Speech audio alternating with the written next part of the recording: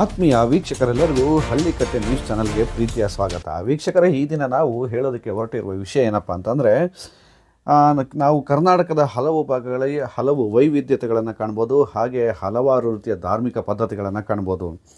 ಹಾಗೆಯೇ ಮಲೆನಾಡು ಪ್ರದೇಶಗಳು, ಹಾಗೆಯೇ ಶಿವಮೊಗ್ಗ, ಚಿಕ್ಕಮಗಳೂರು, ಉತ್ತರ ಕನ್ನಡ, ಹಾಗೆ ಉತ್ತರ ಕರ್ನಾಟಕದ ಕೆಲವು ಭಾಗಗಳಲ್ಲಿ ಇಂತಹ ಗೊಂಬೆಗಳನ್ನು ನಾವು ರಸ್ತೆ ಬದಿಯಲ್ಲಿ ನಾವು ಕಾಣ್ಬೋದಾಗಿರ್ತದೆ.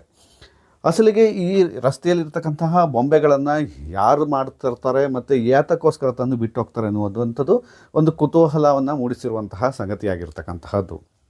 ವೀಕ್ಷಕರೇ, ಅಸಲಿಗೆ ಇವನ್ನು ನಾವು ಹೊಸಬರು ಅಂದರೆ ಈ ರಸ್ತೆಯಲ್ಲಿ ಓಡಾಡುವಂತಹ ಸಂದರ್ಭದಲ್ಲಿ ಇಂಥ ಪ್ರಾಂತ್ಯಗಳಿಗೆ ಹೋಗುವಂಥ ಸಂದರ್ಭಗಳಲ್ಲಿ ನಾವು ರಸ್ತೆ ಬದಿಯಲ್ಲಿ ರಾತ್ರಿಯ ವೇಳೆಯಲ್ಲಿ ಏನಾದರೂ ಇವನ್ನು ಕಂಡ್ರೆ ಖಂಡಿತ ನಾವು ಭಯಭೀತರಾಗೋದು, ಹಾಗೆಯೇ ಖಂಡಿತ ಜ್ವರ ಬರೋದಂತೂ ಗ್ಯಾರಂಟಿ. ಯಾಕೆಂದರೆ ನಾವು ಈ ಪ್ರಾಂತ್ಯಗಳಿಗೆ ಹೊಸಬರಾಗಿರ್ತೀವಿ, ಹಾಗೆಯೇ ಇವುಗಳ ಬಗ್ಗೆ ನಮಗೆ ಅರಿವಿರೋದಿಲ್ಲ.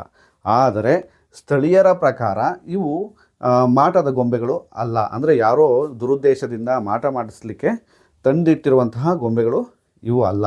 ಇವು ಅಲ್ಲಿನ ಪ್ರಾಂತ್ಯದ ನಾಡಿನ ಜನರ ಪ್ರಕಾರ ಏನಾಗಿದೆ, ದೈವ ಸ್ವರೂಪಿ ಗೊಂಬೆಗಳು ಅಂತಲೇ ಹೇಳ್ಬೋದು.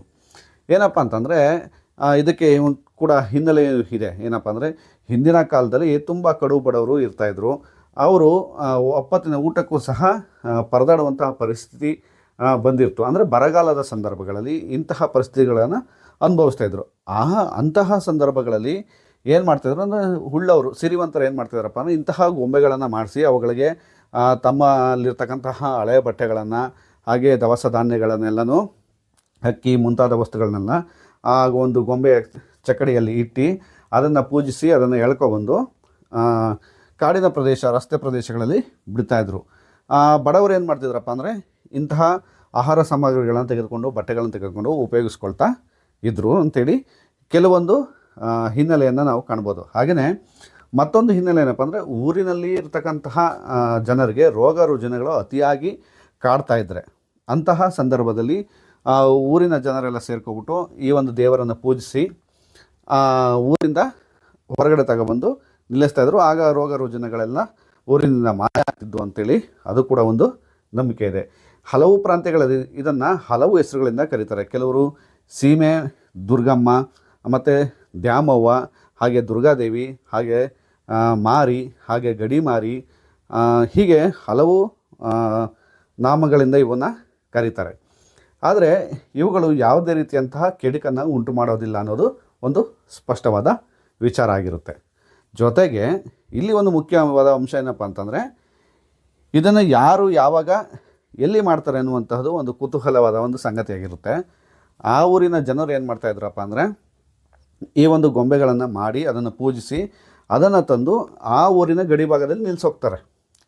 ಅದಾದ ನಂತರ ಅವ್ರೇನು ಮಾಡ್ತಾರೆ, ಮುಂದಿನ ಊರಿಗೆ ಅದನ್ನು ಎಳ್ಕೊಂಡೋಗಿ ಬಿಟ್ಟು ಬರ್ತಾರೆ. ತದನಂತರ ಆ ಮುಂದಿನ ಊರಿನ ಜನರು ಇದನ್ನು ನೋಡಿ ಅದಕ್ಕೆ ಭಕ್ತಿಯಿಂದ ಪೂಜೆಯನ್ನು ಮಾಡಿ ಅವರು ಸಹ ತಮ್ಮ ಊರಿನ ಗಡಿಗೆ ತಗೊಂಡೋಗಿ ಬಿಟ್ಟು ಬರ್ತಾರೆ. ಅಂದರೆ ಪಕ್ಕದ ಊರಿಗೆ ಅದನ್ನು ತಲುಪಿಸ್ತಾರೆ.